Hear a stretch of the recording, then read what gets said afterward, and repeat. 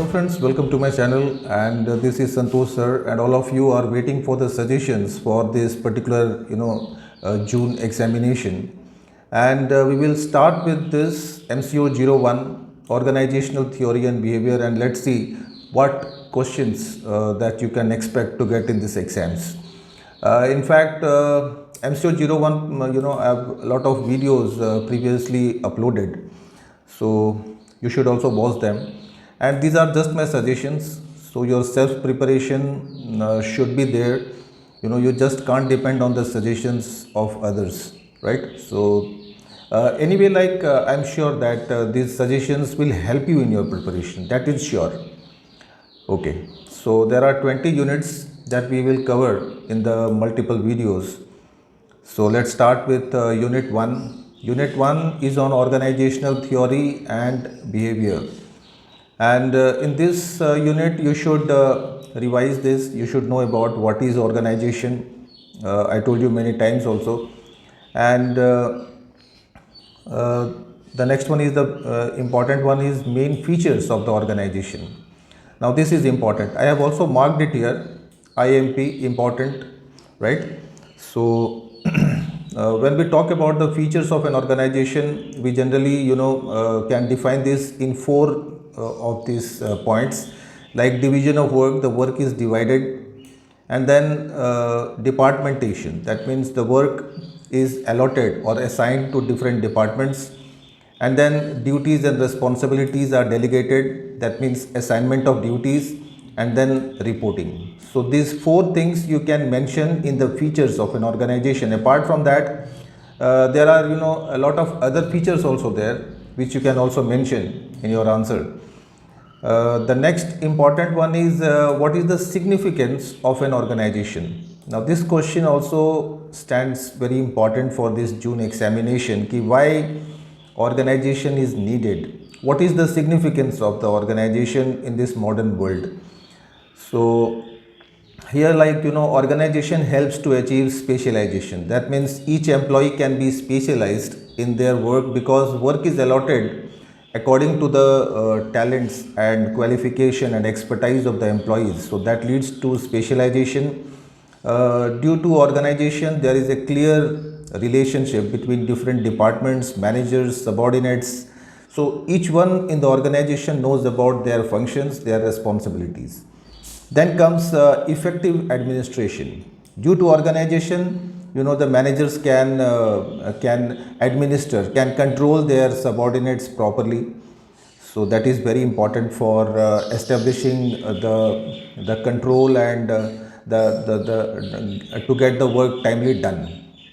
And the next one is efficient use of resources. Whatever the resources are there with the company, so we can make the best use of resources with the help of organization. Then comes development of personnel. Now personnel here stands for employees. So they can improve in their expertise. They can develop a good career due to organization if all these things are present in the organization. So they can, in a nutshell, they can make a good career. And lastly, development of the organization. So when you combine all these four factors of specialization, clear relationship, effective administration, and effective use of resources, then that will automatically make the organization develop. The next question is basics of management. Now we know about this actually, and you should know about what is this management all about. It is management of 4 M's: men, money, material, and machinery. And apart from that, you should also know about the different levels of management. Now as we know, there are 3 levels of management: top level, middle level, and supervisory or junior level. I have drawn this flow chart here, so that will make your concept more clear. Like top is on the top management level, where all the executives, directors, and all they take important decisions. In the middle level, basically the work is executed, and in the bottom level, all the employees, staffs, workers, so they carry out the real function of the real task, the job of the organization. So like this, you can write a lot of things on these 3 levels. The next one is the features of modern organization. Now this question also I think came in December examination, but anyway this is one of the most important question. You should know about this. Just go through this question. Okay, let's move on to the next unit. This was in unit 1 which you have to do. Now unit 2. Unit 2 is on organizational theory and behavior, and you should read about the different steps in the organization process.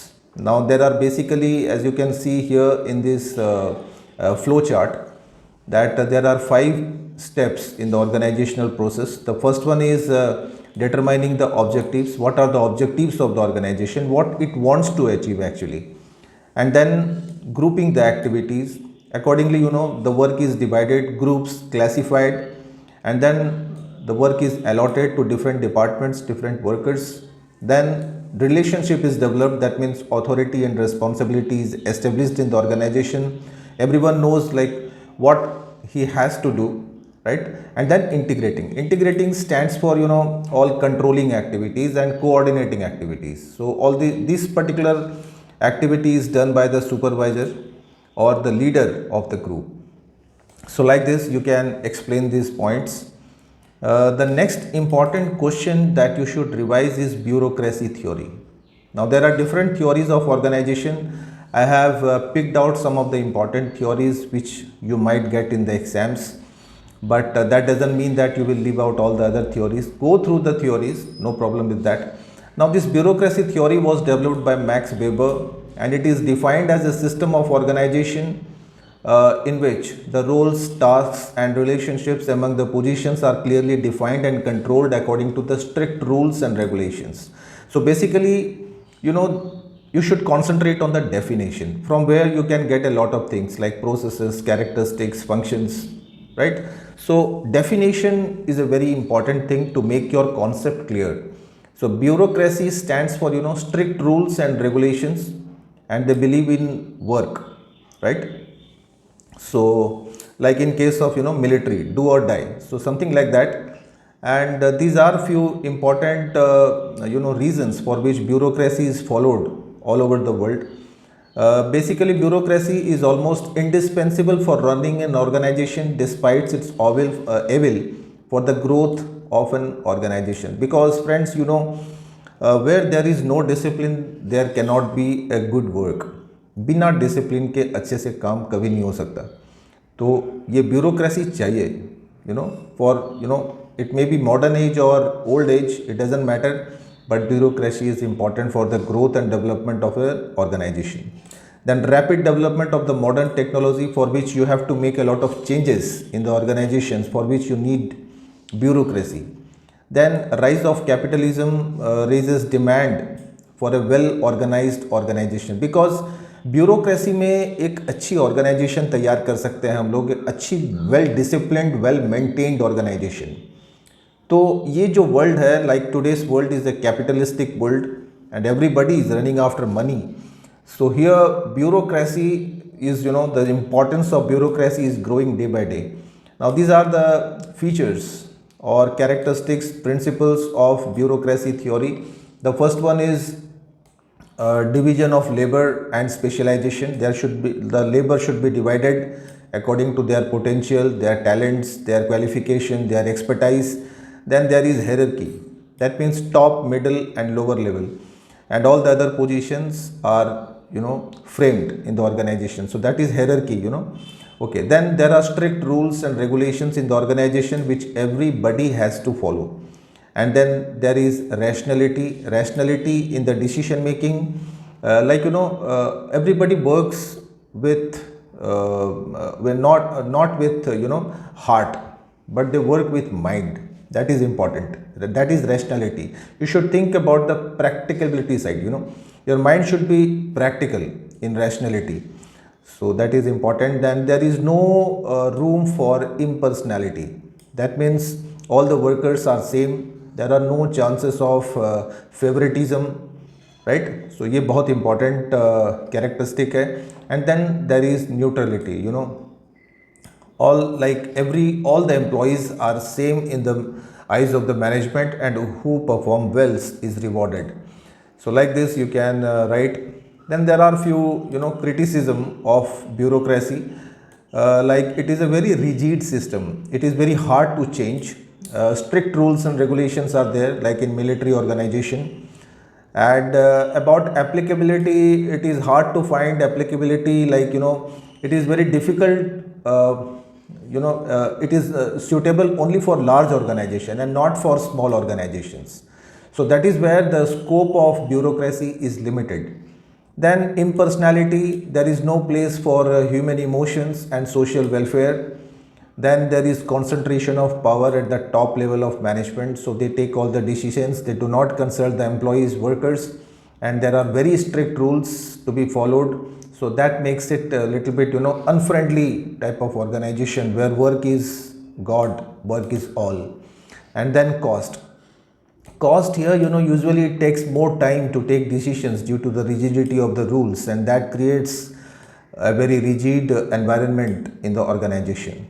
Okay, the next organization theory that you should read is administrative theory of organization. This is also very important. You can get a short note on this also. Basically, this theory was developed by Henry Fayol. You might have heard this name in class 11 and 12. And according to him, business activities include 6 functions, such as technical, financial, security, accounting, and administrative. So all these 6 functions are included in the administrative theory, and he said that management involves certain skills which can be acquired through scientific instructions and training. And according to him, skills are essential for higher level managers, while technical skills are more important at the lower level. बहुत ही important sentence है friends. ये चीज़ें आप भी you people are working professionals, तो आप लोगों को भी ये ध्यान रखनी है कि जो टॉप लेवल में, अगर आपको ऊपर जाना है, टॉप लेवल पे अगर काम करना है, तो व्हाट यू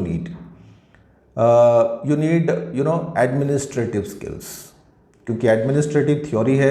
एडमिनिस्ट्रेटिव स्किल्स आपको you should know like how to get the work done, right. And जो लोअर लेवल पे काम करते हैं, जो नीचे लेवल पे काम करते हैं, they need technical skills like how to operate machineries and all that. ये हम लोग जानते हैं. तो बहुत अच्छी थ्योरी है, बहुत इंटरेस्टिंग भी है. And again like you should also learn this files management principles which is included in this theory. And there are as many as 14 management principles which we have done in the previous classes also. The first principle said there should be division of work. The second principle says there should be clear authority and responsibility in the organization. The third says the organization should maintain discipline. There should be unity of command, that means the command or the order should be given by one person. And then unity of direction, like there should be a proper hierarchy in the flow of orders. Then everybody should take interest in their work, they should have initiative. Then remuneration should be paid according to the talent and expertise of the employees. And the organization may be centralized or decentralized depending on the size of the organization. For small organizations, centralization.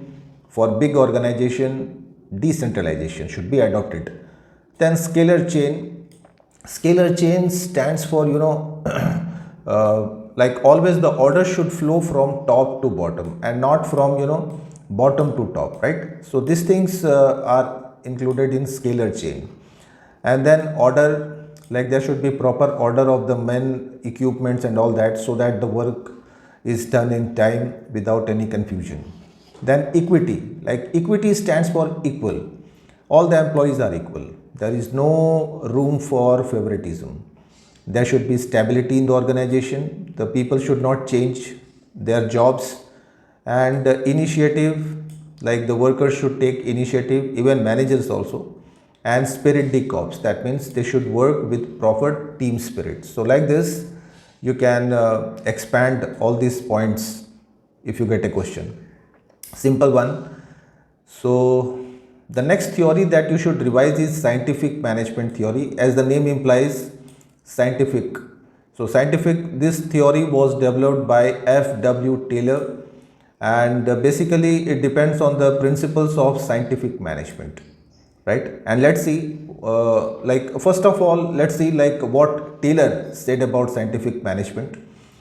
This is where I have written here. According to him, scientific management is a process of getting things done through others in the best and cheapest way. So this was the definition given by Taylor, that it is a process of doing things or getting the things done in the lower cost, and the best type of job should be accomplished.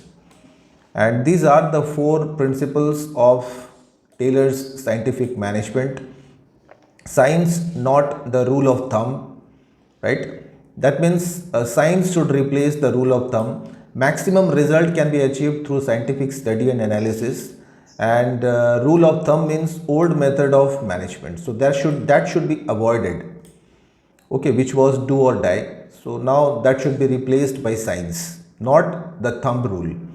Then harmony and discords. That means there should be complete harmony between the management and the workers. Both should realize that each one is important for the management, so they should work. They should create a very friendly environment in the organization. Cooperation should be there. Everybody should cooperate with one another while doing the job. And training of employees is a must to improve their productivity, their skills, and like that. Okay. Then there are few techniques of scientific management that you should also revise.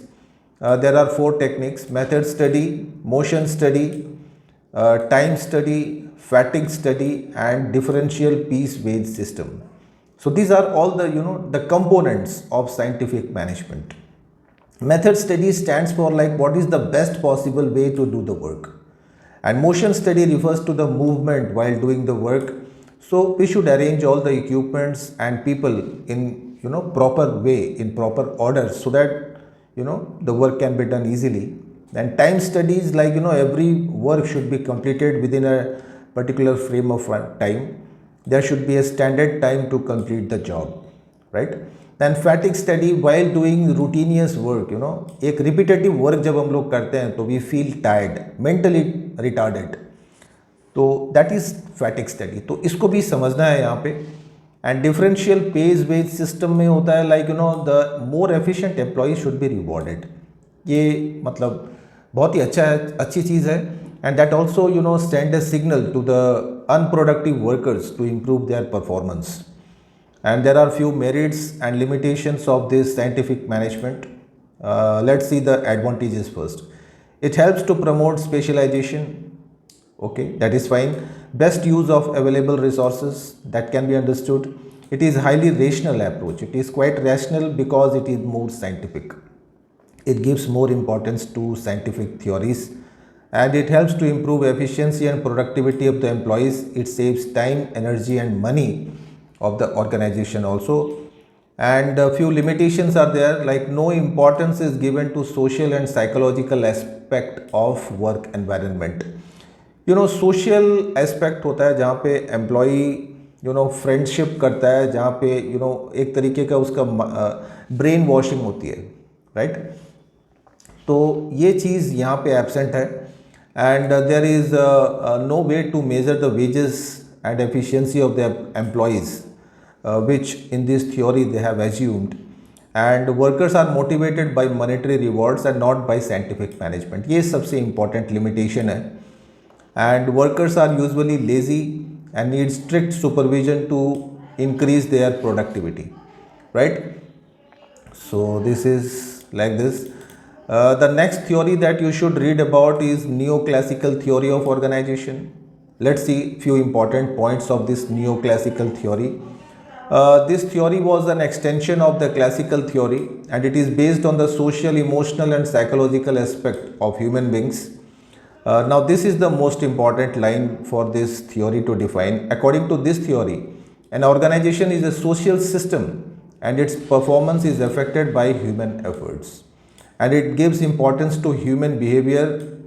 And the main object of the management is to develop social and leadership skill for the welfare of the workers. So I think अभी तक आप लोगों को समझ में आ गया होगा कि ये चीज़ क्या है. बेसिकली यहाँ पे सोशल, इमोशनल और साइकोलॉजिकल चीज़ पे ज़्यादा ध्यान दिया गया है, जो साइंटिफिक और एडमिनिस्ट्रेटिव थ्योरी में it was completely absent. Because we people are social human beings, we love to live in a society. तो यहाँ पे बेसिकली जब हम लोग सोसाइटी के साथ में होते हैं तो we feel very very very psychologically we feel very free, right? Okay, the next one is a short note you can get on Hawthorne experiments. बहुत ही interesting experiment है. Let's try to find out, let's try to understand. Now he investigates, this Hawthorne was a philosopher. He investigates the relationship between the level of lighting in the workplace and workers' productivity. And let's see the main result of this experiment. While the lighting was improved, the productivity tended to increase, although when lighting conditions were made worse, there was a tendency for productivity to increase in the test group. Obviously, lighting, besides lighting, there was something which was motivating the workers to perform well. Now, again, like a lot of, actually, these were, the starting point of his experiments. And later on, this theory was modified. तो ये देखते हैं main important points जो finding थे हॉथरॉन के. Physical environment at work place do not have any material impact on the efficiency of workers. Favorable attitude of the workers and team reward towards their work were more important factors to determine the efficiency. That means workers के जो attitude है, team work है, तो ये सारी चीज़ें ज़्यादा important है to improve the productivity of the workers. Then fulfillment of workers' social and psychological needs. So that was also very important to improve the workers' efficiency. Then employees group based on social interactions and common in the exercise strong influence on the workers' performance. So this group should be formed in the organization, both formal and informal, right? And workers cannot be motivated solely on the economic reward. अगर हम लोग workers को only monetary benefits देते हैं तो उससे वो ज़्यादा खुश नहीं होते. They also need something more, something else. So these things should be there while dealing with the workers. And it is basically this Hawthorne's experiment basically deals with the relationship of the workers. The next one is modern theory of organization. Now we can define this, we can divide this theory into two parts. First is system theory, the second one is contingency theory. System theory दोनों ही बहुत ही important है आपके exams के लिए. In fact इनको मैंने पहले भी वीडियोस में आपको एक्सप्लेन किया हुआ है कि what is this, both the theories are. And let me again like brief you this. A system is an organized or unorganized way of doing the work in the organization. And in system, an organized system follow the principles of organization, where unorganized system do not follow the management principles. And this system may be open or closed. Open system includes interaction with all the types of environment like external, internal, जहाँ पे employees एक दूसरे के साथ में interact कर सकते हैं. Whereas closed system में this things was absent. Okay, it only includes non-living things. And system theory covers all micro and macro aspects of the environment. And a system is a group of interrelated elements which are combined when we are doing a work. So let's see like what are the important components of this system theory.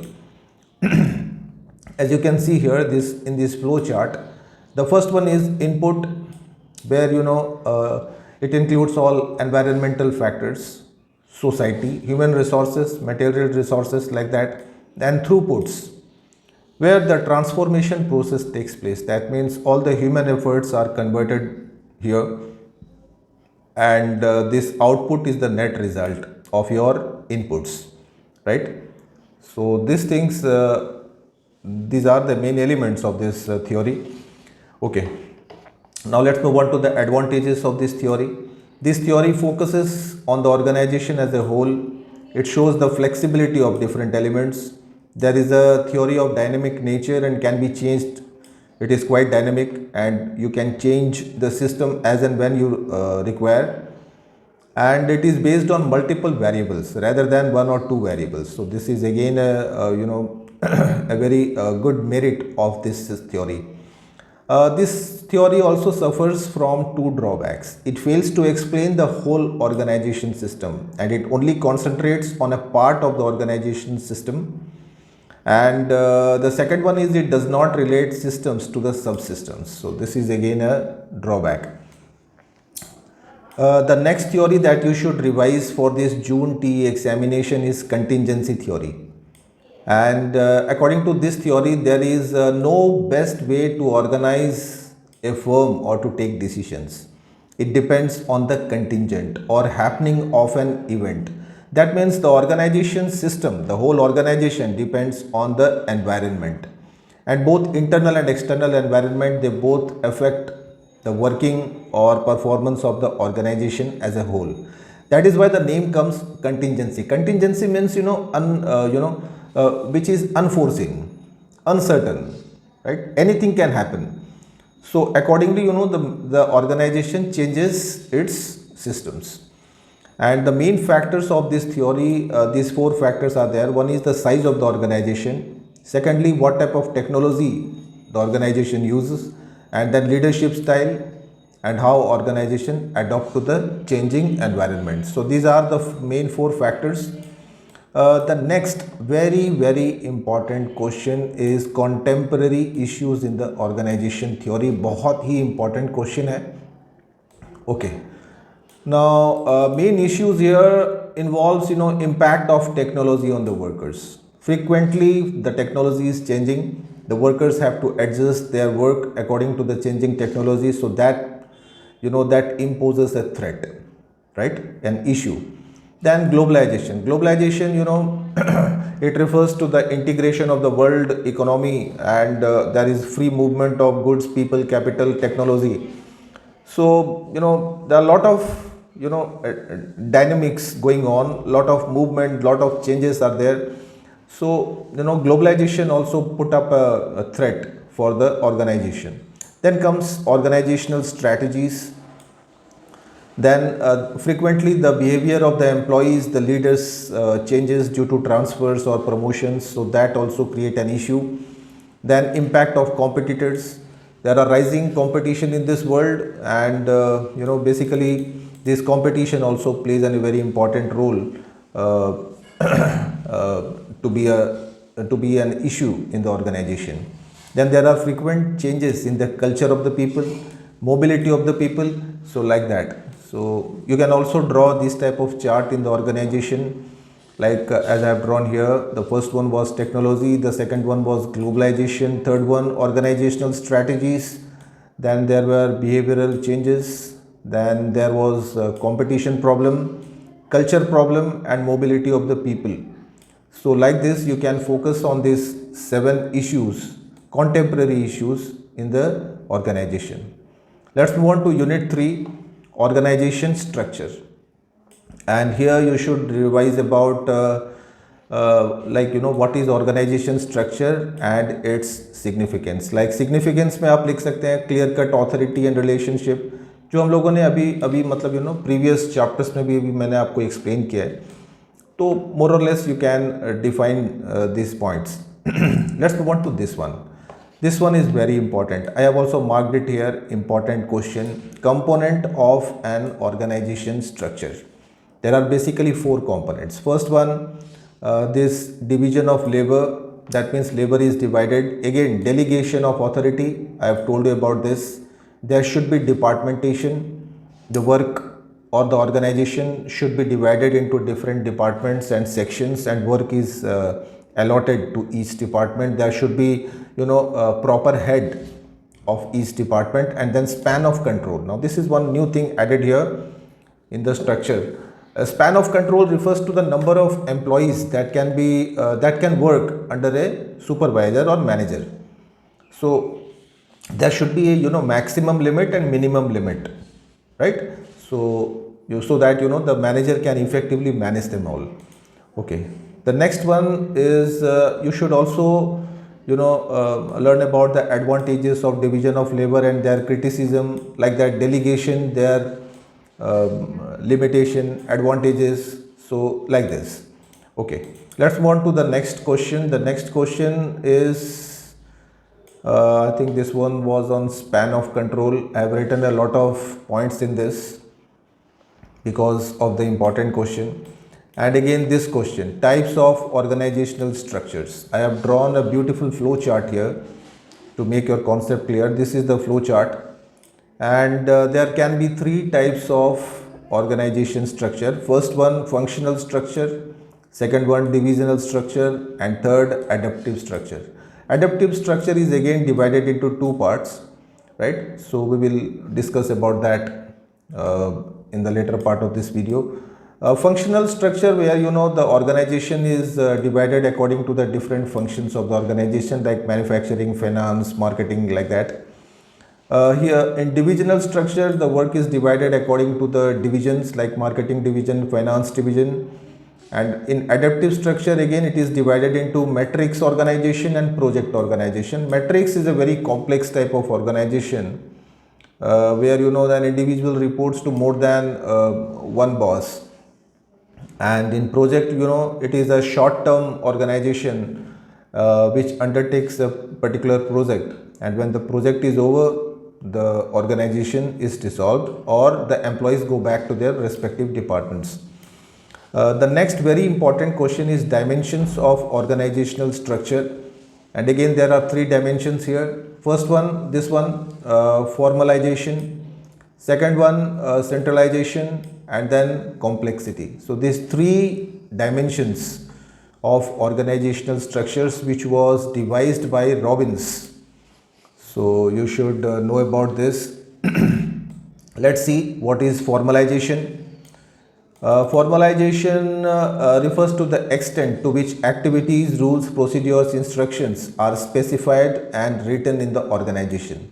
In simple words, a large number of rules, regulations, systems in the organization are framed. So that is formalization. Again, it has advantages. There are some limitations of this. Everything in this world has merits and demerits. No one is perfect. No system is perfect. And in centralization, all the important decisions are made by the top management, and the middle lower management rarely take part in the management process, in the decision making process. So this is one important structure. Then comes complexity. Like, it refers to the differences among the different jobs and units. It reflects the degree of differentiation that exists in the organization. A variety of jobs and units are created that makes the organization very, very complex, because it is basically applicable for large organizations, right? And again, this, on the basis of this complexity, we can divide it into horizontal differentiation, vertical, and spatial. So all these three are important. In horizontal, the number of different units are structured at the same level. In vertical, they are top to bottom.